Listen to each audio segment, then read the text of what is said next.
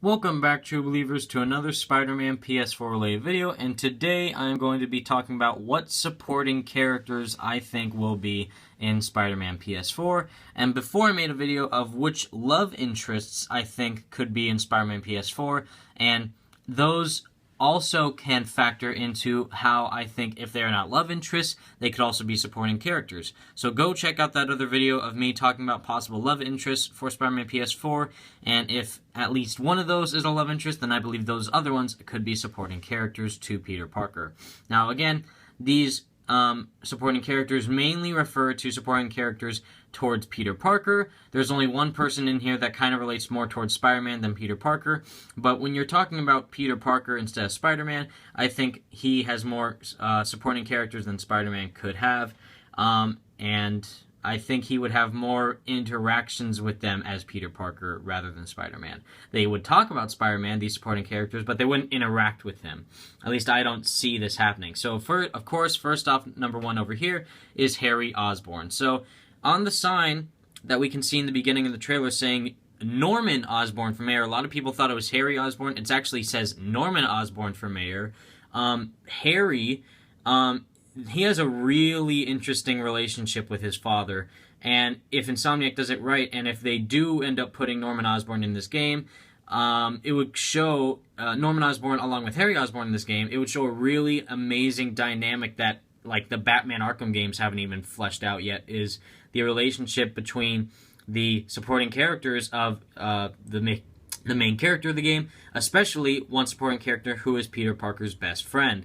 And especially seeing how if Harry is with his dad, like, oh, good job running for mayor, Dad, or like, no, Dad, you shouldn't run for mayor, or like seeing how that could affect Harry if Norman is trying to get it to, like, you know, actually be an honest person, or what I think he's going to do is be trying to corrupt the mayor, you know, role and actually try and use it for like a higher power and try and, you know, use it for corrupt purposes, which is what I think he will be doing.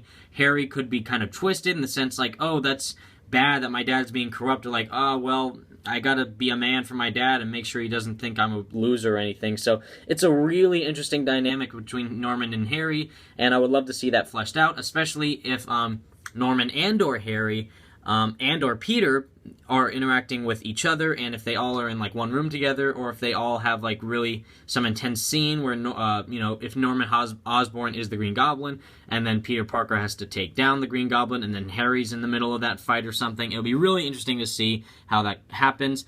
This one I'm not sure about, but I just put him in anyways. We have the one, the only Flash Thompson. Now the problem here is that this Spider-Man is not in high school nor college, because in the trailer description it says that he is in his career. Now, when in the comics at least, when Peter Parker is in his career of working for the Daily Bugle or being a scientist or a teacher, Flash is in the army. And he is fighting in the army with the Marines, I believe, or the SEALs, or one of the divisions of the army, fighting in Afghanistan, and that's when he loses his legs, and then that's how he becomes Agent Venom afterwards. I don't think we're going to get Agent Venom, but I remember one comic at least, like, Peter Parker was a teacher, and then Flash Thompson was also, like, the gym teacher of the same school that Peter was in. So, if Peter Parker is actually a teacher in this game, which I don't think so, I think he's more of, like, a young adult now. Like, I think he's in his mid to late 20s, or maybe even early 20s, but I'm going to say mid to late 20s, and I assume that he is working at the Daily Bugle. I don't know if we will see Flash Thompson in this game, but I would love to see him anyways. Number 3, which is one I think has to be in this game, just because, you know, she is basically the equivalent to Commissioner Gordon in the Batman Arkham games and the Batman, you know, universe in general, Captain Jean DeWolf. So this lady slash cop is a really important character towards the mythos of Spider-Man, not Peter Parker. I don't think Peter Parker and Jean DeWolf have even met. If they had, it's probably been like a really short acquaintance.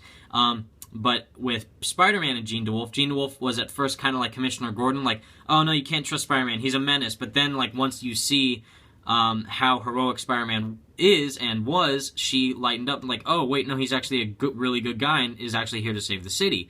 So if there is a, you know, Commissioner Gordon-like character, like an authority character, like a cop, I would assume it would be Jean DeWolf, and I would love to see her character fleshed out again, because the only time we saw her in a Spider-Man game was in Spider-Man 3, where she actually had a role, like she had, you could talk with her and do missions for her, and then she was in little tiny audio logs and Easter eggs in the Amazing Spider-Man 2 game, which was still fun, but I like interacting with Teen Wolf because she is a really interesting character to dive into.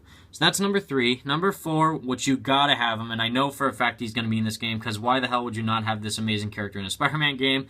The one, the only, J. Jonah frickin' Jameson, the head of the Daily Bugle, the frickin' Hitler stash man himself.